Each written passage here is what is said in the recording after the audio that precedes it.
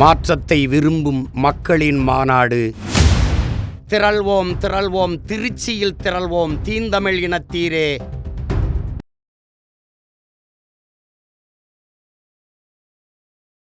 ஒரு அனுபவம் வாய்ந்த மீடியா டீம் கிட்ட அவர் மாட்டினார்னு வச்சுங்களேன், கொத்துக்கறி போட்டுருவான். நீங்கள் ஒரு பாதுகாப்பு இல்லாமல் ஒரு அரசியல் கூட்டத்துக்கு வந்து போய் உக்காந்துட முடியுமா? ஒரு இடத்துல நீங்கள் பப்ளிக் மீட்டிங் நடத்துகிறீங்கன்னா அதுக்கான ஏற்பாடுகள் வேணும். உடனே வந்து அரசாங்கம் வந்து அவங்களே பொறுப்பேற்றுக்கு சொன்னால் எங்கள் மேலே பழி போடுறாங்கன்னு சொல்கிறார். அப்படி அல்ல. நீங்கள் கூட்டம் நடத்துனீங்கன்னா குறைந்தபட்ச பொறுப்பு நீங்கள் ஏற்றுக்கணும். செலவு பண்ண முடியுமா? நம்ம இல்லை, நம்ம காசு கொடுக்கணுமா தெரியணும்ல. நான் எழுதி தரேன். இது ஒரு சேலஞ்சாக குபேந்திரன் சேலஞ்சாக எழுதி தரேன். ஓகே, இப்போ இருக்கிற மாவட்ட செயலாளர்கள் எத்தனை பேர் ஐடி ரிட்டர்ன்ஸ் 3 வருஷம் தாக்கல் பண்ணி வச்சுருக்காங்க? டவுட்டு தான். யதார்த்தத்தை நான் பேசுகிறேன். எஸ், உண்மைதான். என்ன கொடுமை தெரியுமா உங்களுக்கு? என்ன இன்டர்னலாக என்ன போய் இன்ஸ்ட்ரக்ஷன் போய் சேர்ந்துருக்கு தெரியுமா? 1 கோடி ரூபாயை நீங்கள் டிடி எடுத்து கட்டணும். எதற்கு? சீட்டுக்கு 1 கோடி ரூபாயை டிடி எடுத்து கட்ட வேண்டும். நீங்கள் தினந்தோறும் விஜய் வரணும். நான் தான் ஆசைப்படுறேன். தினந்தோறும் விஜய் வரணும். 234 தொகுதிக்கு விஜய் பயணப்படணும். அந்த மக்கள்கிட்ட மக்கள் சந்திப்பில் உண்மையாக பேசணும். எழுதி கொடுத்தது பேசிட்டு போகிறதுக்கு ஸ்கிரிப்டுக்கு 30 நாள் 40 நாள் ஆகும். அது உங்ககிட்ட இருக்கிற பிரச்சனை, திமுக கிட்ட இருக்கிற பிரச்சனை இல்லை. பட்ஜெட் பற்றி கூட கேட்டதுக்கு அவங்க கட்சியினுடைய தொண்டர்கள் சொல்கிறாங்க, எங்களுடைய கட்சியினுடைய நிர்வாகி சிடிஆர் நிர்மல்குமார் பேசிட்டாருங்க, எல்லாத்துக்கும் விஜய் பேசணுமா? ஏன் எதிர்பார்க்குறீங்க? ஒரு இவ்வளோ நாள் காலங்காலமாக ஒரு நடைமுறை இருக்குது. அந்த நடைமுறையை ஏன் நாங்கள் ஃபாலோ பண்ண நீங்கள் கேட்கலாம், அது உங்களுக்கு உரிமை இருக்குது. ஆனால் ஒரு பட்ஜெட் பற்றி ஒரு தலைவர் சொல்லும்போது அதனுடைய தாக்கம், அதனுடைய வீரியம், நிர்மல்குமார் சொன்னதை அதனுடைய தொண்டர்கள்கிட்ட யார்கிட்டே பேட்டி எடுத்து தமிழ்நாட்டுக்கு ஒன்றும் செய்யலன்னு ஸ்டாலின் சொல்கிறார். ஆனால் எடப்பாடி பழனிசாமி வரவேற்கிறார், வாசன் வரவேற்கிறார், திருமாவளவன் எதிர்க்கிறார். உங்கள் கருத்து என்ன சொல்கிறார் பாருங்கள். நாங்கள் புதிய கட்சி, எங்ககிட்ட போய் இது கேட்கலாமா? ஆட்சிக்கு வந்த பிறகு இது என்ன, இதெல்லாம் பதில் அரசியலா? அவர் சொல்கிற அதிமுக வந்து ஒரு பெரிய கட்சியே இல்லை. அவர் சொன்ன பேட்டி. அவர் எப்படி நீங்கள் அரசியல் ஏற்றுப்பீங்க? என்டிஏல 10-11 அதிமுகங்கிறாரு. வெக்கமா இல்லையா செங்கோட்டையனுக்கு? எம்ஜிஆர் ஆரம்பித்த அதிமுக தானே அந்த கட்சி. ஒரு பெரிய கட்சி இல்லைன்னா வெக்கமா இல்லையா உங்களுக்கு? எதுக்காக நீங்கள் வந்து என்ன கோஷம் போட்டு வெளியே வந்தீங்க? அதிமுக ஒருங்கிணைக்கணும், பிரிந்து போனதில் ஒன்று சேர்க்கணும். உங்கள் பின்னாடி யாரும் வந்தாங்களா? டிடி வந்தாரா? ஓபிஎஸ் வந்தாரா? ஏதோ உங்களை ஒருங்கிணைக்கிறேன்னு சொல்லிட்டு போய் வெக்கம். அதாவது இந்த மாதிரி ஒரு அரசியல் செய்வதற்கு செங்கோட்டையன் வெக்கப்படணும். அது செங்கோட்டையனுடைய தலைவர் விஜயே அதான் குறிப்பிடுறாருன்னும் போது அவரும் அந்த தானே ஃபாலோ பண்ண முடியும் சார். 2026 சட்டமன்ற தேர்தல் முடிவிட்டோம். அதிமுகவோட பலம் என்ன, விஜயோட பலம் என்னன்னு தெரியும். நாளைக்கு ஒரு கட்சி ஆரம்பிக்கிறேன், எங்கள் ஊர் பேரை வச்சு முன்னேற்ற கழகம் ஆரம்பித்து நான் ஒரு கட்சி ஆரம்பித்து நான் திமுகவை புறக்கணிக்கிறேன், திமுக ஒரு பெரிய கட்சியா, அதிமுக ஒரு பெரிய கட்சியான்னு சொன்னால் எவ்வளோ கேவலமாக பார்ப்பீங்க. அதிமுக நீங்கள் புறக்கணிச்சிட்டா மக்கள் புறக்கணிச்சிடுவாங்களா? அந்த கட்சி புறக்கணிச்சிட்டாக்கா உடனே நீங்கள் புறக்கணிச்சிட்டா ஒட்டுமொத்த தமிழ்நாடு மக்களும் அதிமுக புறக்கணிச்சிடுவாங்களா? எதிர்கட்சியாக இருக்கிறது அதிமுக தான். அப்புறம்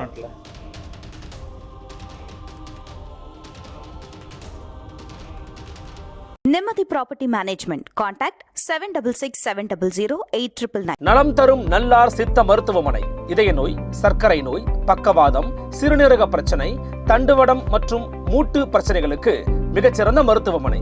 கிருஷ்ணகிரி, சென்னை மற்றும் மதுரை. தொடர்புக்கு 8807666117 மற்றும் 8807666118. ஃபோர்த் ஸ்டேட் தமிழ் நேயர்களுக்கு அருள்மொழிவர்மனின் அன்பார்ந்த வணக்கங்கள். இது உங்கள் ஃபோர்த் ஸ்டேட் தமிழ் வழங்கும் பெருதனும் பெருதுகள் நிகழ்ச்சி. இன்றைக்கு நம்முடன் இணைந்திருக்கிறார் மூத்த பத்திரிகையாளரும் பிளாக் அண்ட் ஒயிட் ஊடகத்தின் ஆசிரியருமான திரு குபேந்திரன் அவர்கள். வணக்கம் சார். வணக்கம். எப்படி இருக்கீங்க? நல்லா இருக்கு சார். இப்போது அண்மையில் ஒரு விஷயம் கேள்விப்பட்டோம். நேற்றைக்கு வந்து ஆதவ் அர்ஜுனா வந்து தாவேகாவிலிருந்து ஒரு ப்ரெஸ் மீட் கொடுத்துருந்தாரு. அதில் அவர் பேசும்போது என் தலைவர் வந்து 22 ஹவர்ஸ் கூட அவர் வந்து நடக்க தயாராக இருக்கிறார், அவர் எப்போ வேணால் நடப்பார் ரோட்டில். ஆனால் 30 நாள் ஆகுங்கிறீங்க கால அவகாசம் கொடுக்க எஸ்ஓபி வந்து சொல்கிறாங்க. எந்த நாட்டிலும் இந்த மாதிரி இல்லை, அவர் வந்து சாதாரண ஆள் கிடையாது அப்படின்னு சொல்லி அவர் வெளியில் வராமல் இருப்பதற்கு அரசு தான் காரணம் அப்படின்னு ஒரு குற்றச்சாட்டை முன்வைக்கிறாரு. அரசு தான் காரணமா? விஜய் தயாராக இருக்கிறாரா? அப்போ நீங்கள் சொன்ன அந்த பேட்டியை நான் கொஞ்சம் ஒரு குறுகிய இடைவெளி மட்டும் பார்த்தேன், முழுசாக பார்க்கல. ஏன்னா முழுசாக பார்க்குற அளவுக்கு அந்த பேட்டி ஒர்த்து இல்லை. பத்திரிகையாளர்கள் கேள்வி கேட்டால் அதுக்கு பதில் சொல்லணும்.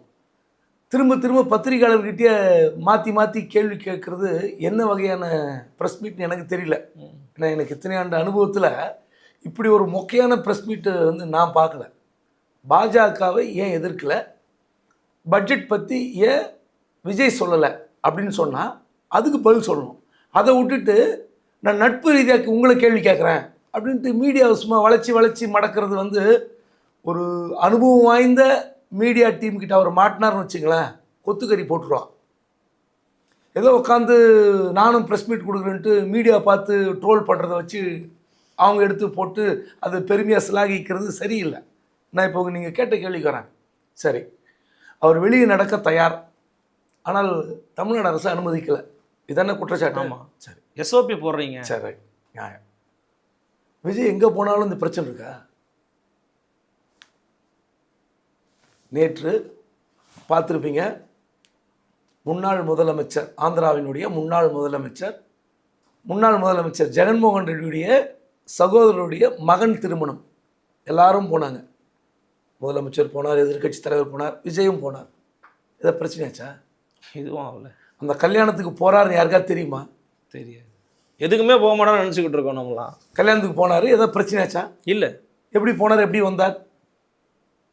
அப்போது நீங்கள் அங்கெல்லாம் சரியாக போகிறீங்கள, அங்கெல்லாம் போவதற்கு ஏதோ ஒரு வகையில் ஒரு திட்டமிட்ட ஒரு பயணம் இருக்குது. ஸோ பிளான் பண்ணி ஒரு ட்ராவலை மேற்கொள்கிறாரு. சரி, நான் உடனே இதையும் அதையும் கம்பேர் பண்ணாதீங்க உடனே ஓடி வருவாங்க. நான் இதை கம்பேர் பண்ணல. நீங்கள் பணக்காரங்க வீட்டு கல்யாணத்துக்கு போவதற்கு உங்களுக்கு வசதி இருக்குது, வாய்ப்பு இருக்குது, ஒரு பிரச்சனை இல்லை, தள்ளுமுள்ளு இல்லை. ஆனால் அரசியல் அப்படி கிடையாது. அரசியல் இப்படி கிடையாதுங்க. நீங்கள் ஒரு பாதுகாப்பு இல்லாமல் ஒரு அரசியல் கூட்டத்துக்கு வந்து போய் உக்காந்துட முடியுமா? ஒரு இடத்துல நீங்கள் பப்ளிக் மீட்டிங் நடத்துகிறீங்கன்னா அதுக்கான ஏற்பாடுகள் வேணும். உடனே வந்து அரசாங்கம் வந்து அவங்களே பொறுப்பேற்றுக்கு சொன்னால் எங்கள் மேலே பழி போடுறாங்கன்னு சொல்கிறாரு. அப்படி அல்ல. நீங்கள் ஒரு கூட்டம் நடத்துனீங்கன்னா குறைந்தபட்ச பொறுப்பு நீங்கள் ஏற்றுக்கணும்.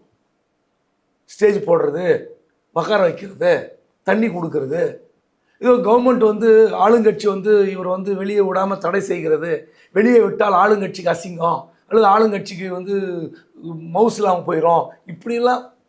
நீங்கள் விஜய் வந்து போய் பிரச்சாரம் பண்ணுறதுக்கு என்ன ஒன்றா பண்ணலாம், பட் தகுந்த ஏற்பாடு பண்ணோம்ல. காட்டுத்தனமாக நடிகர்ன்ற முறையில் காட்டுத்தனமாக கூட்டம் வருதுங்க. இப்போ நீங்கள் நடத்துறீங்க 3ஆம் ஆண்டு விழா, அந்த ஆண்டு விழாவில் வீடியோ எடுத்து நீங்கள் எடுத்து போட்டு காட்டுங்க. அதுக்கு பாஸ் கொடுத்துங்களே உள்ள அந்த பனையூர் கட்சி அலுவலகத்தில் 3ஆம் ஆண்டு விழாக்காக அழைக்கப்பட்ட தொண்டர்கள் உள்ளே வெளியே சண்டை போட்டு வீடியோ இருக்கு. எப்படி? ஏன் அதில் என்ன குளறுபடி? அதுக்கும் திமுக காரணமா? பிரச்சனை உங்ககிட்ட இருக்கு. அந்த பிரச்சனையை நீங்கள் ஒத்துக்கிட்டு வெளியே வரணும்.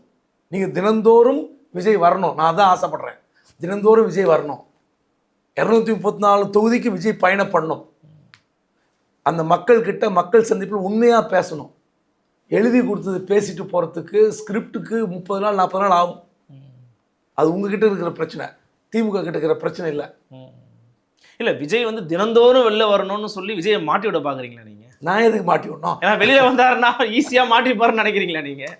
அப்படி கிடையாது. இப்போது நான் கேட்குறேன், இல்லை அவர் எப்பயாச்சும் முக்கிய பிரச்சனை எப்போ வருவோம், எப்போ அடிக்கடி நம்ம எதாவது சந்திக்கணும். இப்போ இந்த பட்ஜெட் பற்றி கூட கேட்டதுக்கு அவங்க கட்சியினுடைய தொண்டர்கள் சொல்கிறாங்க, எங்களுடைய கட்சியினுடைய நிர்வாகி சிடிஆர் நிர்மல்குமார் பேசிட்டாருங்க, எல்லாத்துக்கும் விஜய் பேசணுமா? ஏன் எதிர்பார்க்குறீங்க? நிதியமைச்சர் தானே பட்ஜெட் படிக்கிறாரு, பிரதமர் மோடியா படிக்கிறாரு அப்படின்னு கேள்வி கேட்குறாங்க. அப்படி கிடையாதுங்க.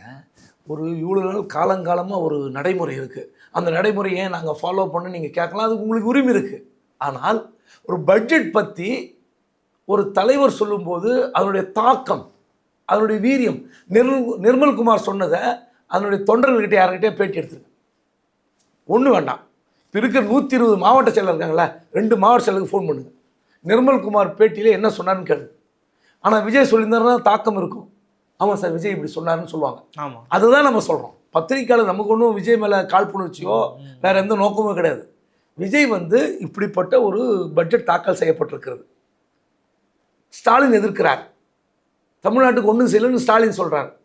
ஆனால் எடப்பாடி பழனிசாமி வரவேற்கிறார், வாசன் வரவேற்கிறார், திருமாவளவன் எதிர்க்கிறார். உங்கள் கருத்து என்ன? சொல்லிட்டு போங்க. அதில் என்ன உங்களுக்கு வெக்கம் பங்கம்? இல்லை, செங்கோட்டையனை சொல்கிறாங்க, நாங்கள் துவங்க கட்சிங்க, புதுசாக துவங்கின கட்சி, எங்கள்கிட்டலாம் அதை பற்றி கேட்காதீங்க அப்படின்னு அவர் கடந்து போகணும்னு நினைக்கிறாரு. செங்கோட்டையனை பற்றிலாம் நீங்கள் வந்து ரொம்ப பரிதாபமாக இருக்குது எனக்கு. எவ்வளோ பெரிய ஒரு 77 எம்எல்ஏங்க அவர். ப்ரெஸ் மீட் கொடுக்க முடியல, விசில் அடிக்கிறாங்க, போயிருங்கன்ட்டு. இல்லை அதை விடுங்க, சொல்கிறாரு பாருங்க, நாங்கள் புதிய கட்சி, எங்ககிட்ட போய் இது கேட்கலாமா ஆட்சிக்கு வந்த பிறகு? இது என்ன, இதெல்லாம் பதில் அரசியலா? அவர் சொல்கிற அதிமுக வந்து ஒரு பெரிய கட்சியே இல்லை, அவர் சொன்ன பேட்டி. ஆமாம், அவர் எப்படி நீங்கள் அரசியல் ஏற்றுப்பீங்க? என்டிஏல 10-11 அதிமுகங்கிறாரு. வெக்கமா இல்லையா செங்கோட்டையனுக்கு?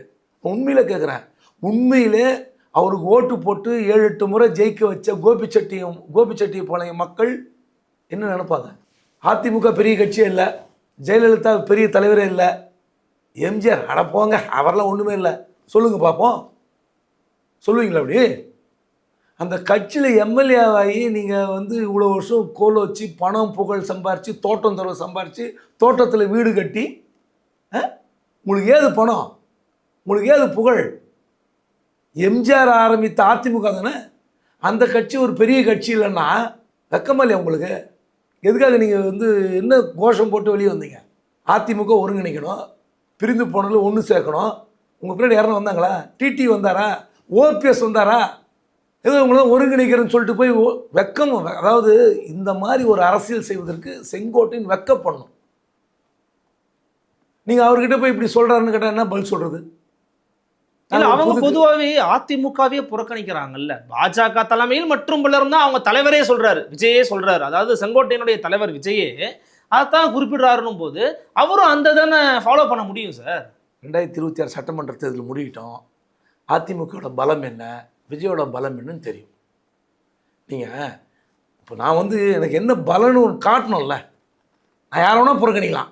நாளைக்கு ஒரு கட்சி ஆரம்பிக்கிறேன், எங்கள் ஊர் பேரை வச்சு முன்னேற்ற கழகம் ஆரம்பித்து நான் ஒரு கட்சி ஆரம்பித்து நான் திமுகவை புறக்கணிக்கிறேன், திமுக ஒரு பெரிய கட்சியா அதிமுக ஒரு பெரிய கட்சியான்னு சொன்னால் எவ்வளோ கேவலமாக பார்ப்பீங்களா இல்லையா? புரியுது. அந்த மாதிரி தானே இது. அதிமுக நீங்கள் புறக்கணிச்சிட்டா மக்கள் புறக்கணிச்சிடுவாங்களா? நீங்கள் ஒரு பெரிய ஒரு டால் லீடர்ஸ் இருந்த கட்சி ஏடிஎம்கே, எம்ஜிஆர் தொடங்கிய கட்சி, ஜெயலலிதா இருந்தாங்க. அதன் பிறகு 2 பேரும் போன பிறகு யாரோ ஒருத்தர் வரணும்ல. எடப்பாடி ஆக்சிடெண்ட்டாக தான் வந்தார், இல்லைன்னு சொல்ல. 4 வருஷம் முதலமைச்சர் வந்துட்டார். இப்போ தொடர்ந்து இப்போ 5 வருடம் தொடர்ச்சியாக அந்த கட்சியுடைய பொதுச்செயலாளர் இருக்கார். இதில் என்ன உங்களுக்கு பிரச்சனை? எப்படி புறக்கணிப்பீங்க? அந்த கட்சி புறக்கணிச்சிட்டாக்கா உடனே நீங்கள் புறக்கணிச்சிட்டா ஒட்டுமொத்த தமிழ்நாடு மக்கள் அதிமுக புறக்கணிச்சிருவாங்களா? எதிர்கட்சியாக இருக்கிறது அதிமுக தான். அப்புறம் செங்கோட்டையனை பார்த்து நம்ம என்ன பரிதாபத்திற்குரிய நபராகத்தான் பார்க்க வேண்டியிருக்கு. இப்போது பிப்ரவரி மாதம் 14ஆம் தேதி திரு அமித்ஷா அவர்கள் தமிழ்நாடுக்கு வராரு, சேலத்துக்கு வராரு அப்படிங்கிறத நம்ம பார்க்குறோம். அதே போல் அதே சேலத்தில் 13ஆம் தேதி விஜய் அவர்கள் ஒரு பொதுக்கூட்டமும் கூட்டுறாரு. ஒரு 5000 பேருக்கு தான் அனுமதி அப்படிங்கிறதையும் சொல்லியிருக்கிறாரா தகவல். இன்னைக்கு தேதியில் ஒரு காணொலி காட்சி வாயிலாக ஒரு மீட்டிங் ஆர்கனைஸ் பண்ணுறாருன்னு நம்ம கேள்விப்படுறோம். எப்படி விஜய் மீட்டிங் முடிஞ்ச மறுநாளே அமித்ஷாவோட மீட்டிங்கும் சேலத்தில் நடக்குது. தமிழ்நாடு களம் கொஞ்சம் பரபரப்பாக மாறிடுச்சா? தேர்தல் களம் பரபரப்பாகி ரொம்ப நாளாச்சு. ஏன்னா நீங்கள் வந்து ஒரு 20 வருஷத்துக்கு முன்னாடி, 15 வருஷத்துக்கு முன்னாடினா கூட, 10 வருஷத்துக்கு முன்னாடி கூட நம்ம களத்தை வந்து தேர்தல் நெருக்கத்தில் பார்க்கலாம். இப்போ 360 டிகிரி இறங்கி அடிக்க வேண்டியிருக்கு. நீங்கள் திமுக பாருங்கள், தொடர்ச்சியாக பிரச்சாரம், என்னென்ன பெயரில் வாசகம், என் ஓட்டு என் வாக்குச்சாவடி, உங்கள் கனவை சொல்லுங்கள், தமிழ்நாடு தலைகுனியை விட மாட்டேன், ஆமாம், இப்படி ஏதாவது ஒரு நிகழ்ச்சி நடத்திக்கிட்டே இருக்காங்க. எவ்வளோ நாள் நடத்தி? ஆமாம். அப்போது தொடர்ச்சியாக திமுக பயணிக்குது. ஆளுங்கட்சிக்கு இருக்கிற பெரிய ஒரு வசதி என்னென்னா, நீங்கள் என்ன வேணா செய்ய முடியும். அப்படிப்பட்ட ஸ்கீம்ஸ் எவ்வளோ ஒன்றா தாறுமாறாக ஸ்கீம்ஸ் இருக்குது. அந்த கட்சியே வந்து பயந்துக்கிட்டு அரசியல் பண்ணும்போது, எதிர்கட்சி கிட்டத்தட்ட 180 தொகுதிகளுக்கு ஏற்கனவே சுற்றுப்பயணத்தை எடப்பாடி பழனிசாமி முடிச்சிட்டாரு. அடுத்த கட்ட பயணம் தயாராகிட்டு இருக்காரு. அப்படி இருக்கும்போது களம் சூடாயிடுச்சு. ஆனால் விஜய் வந்து நீங்கள் மாவட்ட செயலாளர் கூட்டத்தை காணொலி மூலமாக நடத்துகிறார். மாவட்ட செயலாளர் கூட்டம். ஏன் அந்த கூட்டத்தை உங்களுக்கு வந்து நேரடியாக நடத்த முடியாதா? 13ஆம் தேதி கூட்டம் சார் சேலத்தில், அங்கே வெயிட் பண்ண தான் போகிறாரு. நான் என்ன கேட்குறேன், மாவட்ட இப்போ ஸ்டாலின் போகிறார், மாவட்ட செயலாளர் கூட்டம் எங்கே நடக்கும்? அறிவாலயத்தில் நடக்கும். எடப்பாடி பழனிசாமி ஒரு கூட்டத்துக்கு போகிறார், மாவட்ட செயலாளர் கூட்டம் எங்கே நடக்கும்? ராயப்பேட்டையில் நடக்கும். அப்புறம் மாவட்ட செயலாளர் கூட்டத்தை காணொலி காட்சியில் நடத்துகிறான்னா என்ன அர்த்தம்? சினிமா கம்பெனி இருக்குல்ல, இந்த ஆடியோ வீடியோ எஃபெக்ட்ஸ்லேயே ஓடும், வேற ஒன்றுமே கிடையாது. இப்படி தான் ரொம்ப அண்டர் எஸ்டிமேட் பண்ணுறோம். அப்படி கிடையாது. நான் சொல்கிறேன் பாருங்க, அவர் வந்து ஜெயிக்கிட்டோம், 10 சீட்டு ஜெயிக்கிறாரா, 25 சீட் ஜெயிக்கிறாருன்னு அப்புறம் பார்ப்போம். 2026க்கு அப்புறம் தான் அவரோட பலத்தை நாம் பற்றி பேச முடியும். புரியுதுங்களா? யாரோ சொன்னதை வச்சுலாம் பேச முடியாது.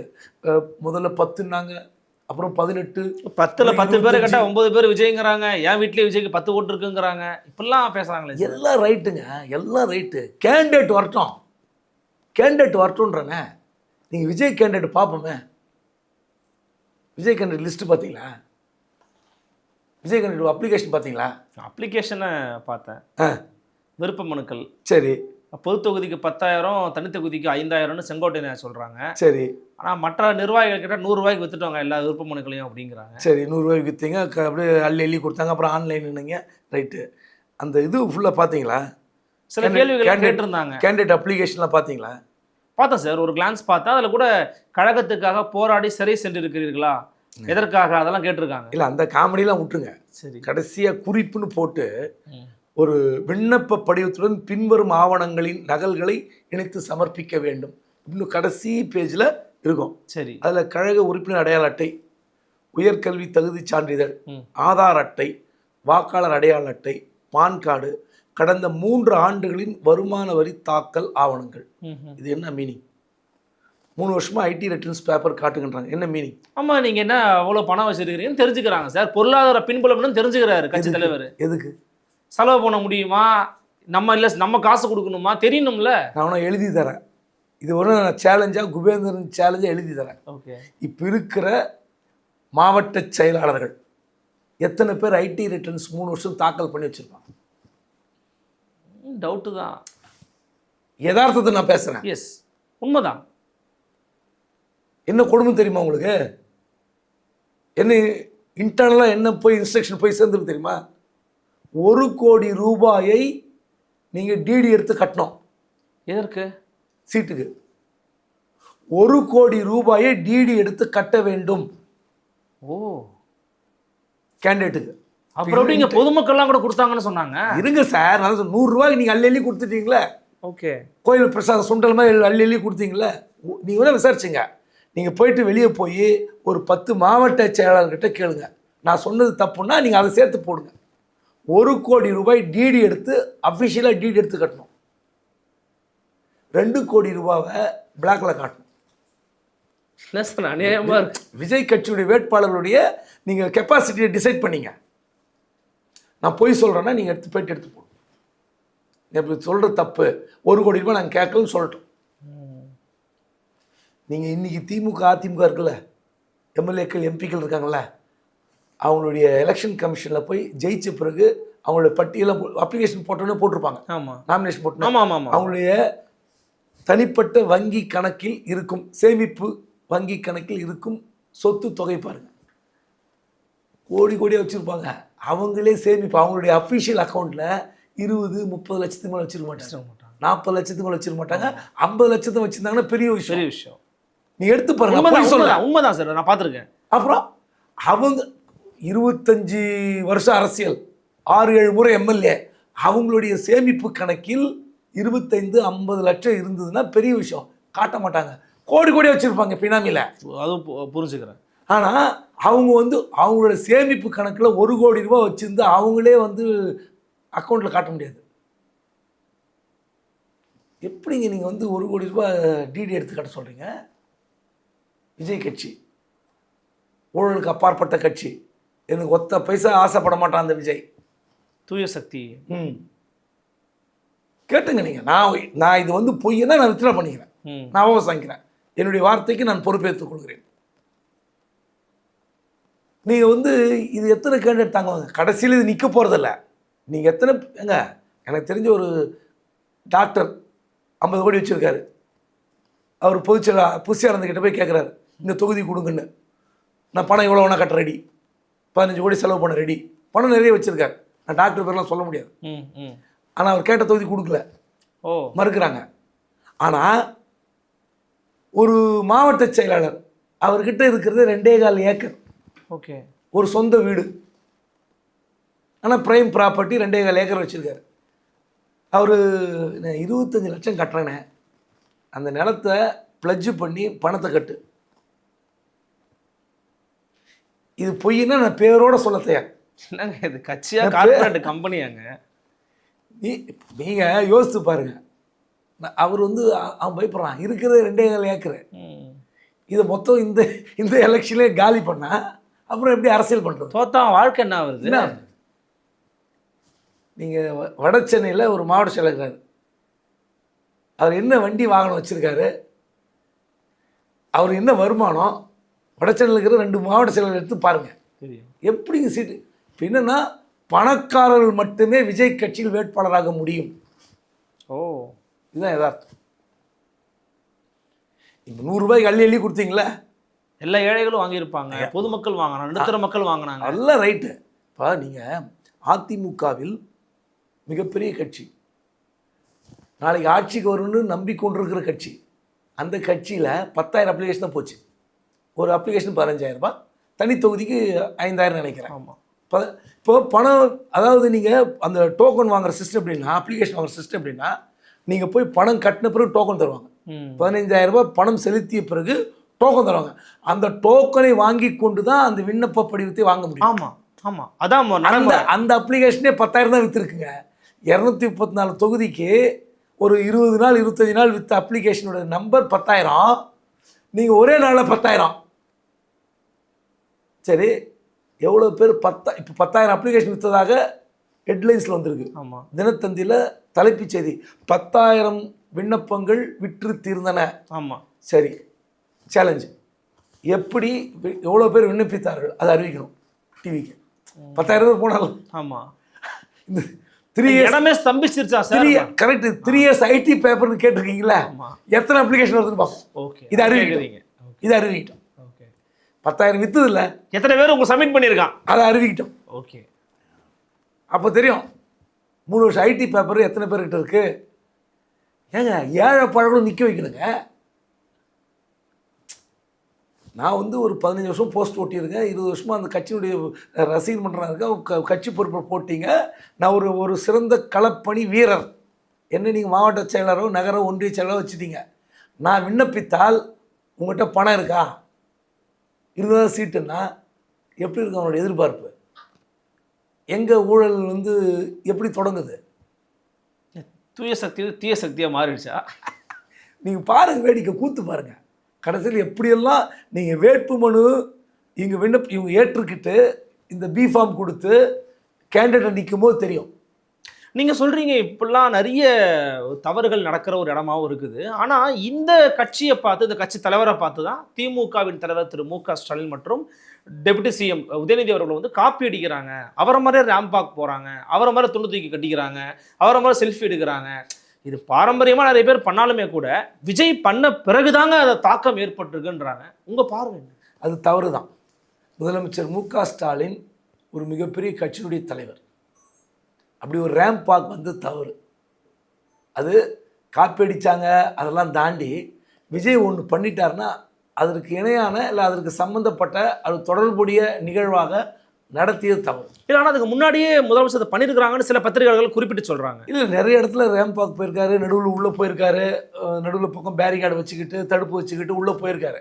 அந்த தூண்டெல்லாம் தூக்கி வாங்கி போட்டுக்கிட்டதெல்லாம் அது அப்படியே தான் தெரியும். ஏன்னா இது விஜய் பண்ண பிறகு இது பண்ணதுனால கொஞ்சம் அப்படி தெரியுது. அந்த காமெடியை தவிர்த்திருக்கலாம், அதனுடைய கருத்து.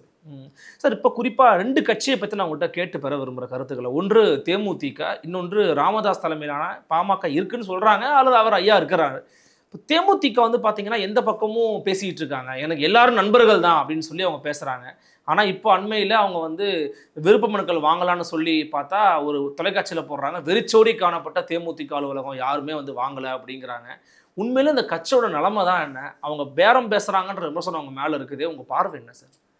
இது நம்ம போய் சொன்னோம்னா வலிந்து அந்த கட்சியை தட்டுறோம் தான் சொல்கிறாங்க. அந்த சுதீஷ் வந்து என்னுடைய நல்ல நண்பர். இல்லை, நம்ம வந்து கட்சியினுடைய நிலைமை என்னன்னு பொதுவாக தான் என்னுடைய சொந்த ஊர்க்காரர்.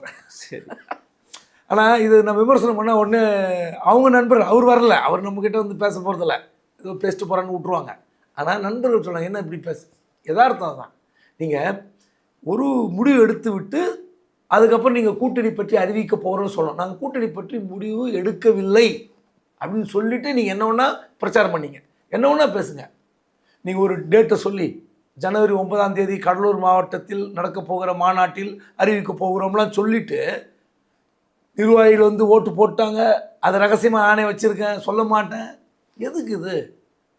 உங்களோட டிமாண்டை நான் கேட்குறேன். உண்மையிலே இப்போ உங்கள் கட்சியில் வந்து உங்கள் கட்சிக்கான வாக்கு வங்கி எல்லாருக்கும் தெரியும். 2 கட்சி மாறி மாறி சர்வே எடுத்துகிட்டு இருக்கு. மாதத்துக்கு ஒரு முறை திமுக சர்வே எடுக்கு, மாதத்துக்கு ஒரு முறை அதிமுக சர்வே எடுத்துகிட்டு இருக்கு. இப்படி இருக்கும்போது ஒவ்வொரு கட்சியுடைய வாக்கு வங்கி என்னன்னு எல்லாருக்கும் தெரியும். நீங்கள் எடுக்க வேண்டாம், உங்கள் கட்சிக்கு நீங்கள் சர்வே எடுக்க வேண்டாம். ஆனால் திமுக தெரியும், அதிமுக தெரியும். அப்படி இருக்கும்போது ஒரு சப்போர்ட்டிவ் ஒரு மாறலாம். அது 1%, 1/2%, 3/4%, 1.5%, ஏதோ ஒன்று தேவைன்னா நீங்கள் ரகசியமாக பேசிட்டு போகலாம். அதை விட்டுட்டு அதிமுக மாறி மாறி பேசுறதுனால என்ன பலன்? அவங்க என்ன முடிவெடுக்க போகிறாங்கன்னு தெரியல. உச்சக்கட்ட குழப்பத்தில் இருக்கிறார்கள். விஜய்கிட்ட போயிடுவாங்களோ?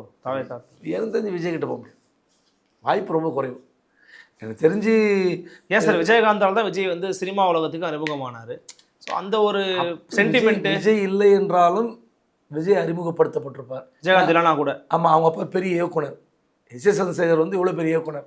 விஜயகாந்துக்கே ஒரு பார்வையின் மறுபக்கம்னு ஒரு படத்தை கொடுத்து ஒரு பெரிய ஹிட்டு கொடுத்து புரட்சி இயக்குனர். அப்படி இருக்கும்போது தன்னுடைய மகனுக்கு வழி தடாமல் இருப்பாரா? அது விட்டுருங்க. எனக்கு தெரிந்தவரை திமுக அதிமுக தான்.